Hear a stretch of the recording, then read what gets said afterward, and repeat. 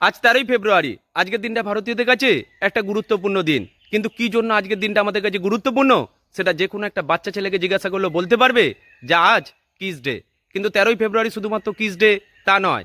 এই kiss day কথাটার উল্লেখ আছে গ্রেগরিয়ান ক্যালেন্ডারে, কিন্তু ভারতীয় ক্যালেন্ডারে কোথাও কিস ডের উল্লেখ নেই। বরং আজকের দিনটা মা বোনকে সম্মান করার দিন, কারণ আজকের দিনটা ভারতীয় ক্যালেন্ডারে জাতীয় নারী দিবস হিসাবেই উল্লেখ করা আছে। তারও একটা ইতিহাস আছে।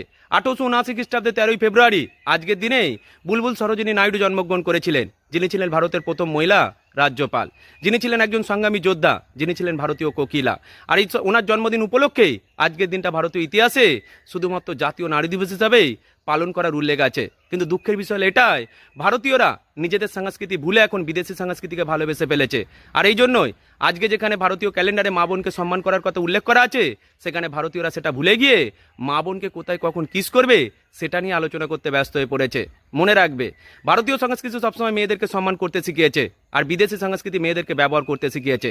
দুঃখ তখনই লাগে যখন ভারতীয়রা নিজেদের সংস্কৃতি ভুলে বিদেশি সংস্কৃতি মেনটেন করতে গিয়ে মা বোনদেরকে অসম্মান করে। কিন্তু মেয়েরা বুঝতে পারছে না যে এই সকল ডেগুলোকে শুধুমাত্র মেয়েদেরকে বিপদে ফেলার জন্যই তৈরি হয়েছে।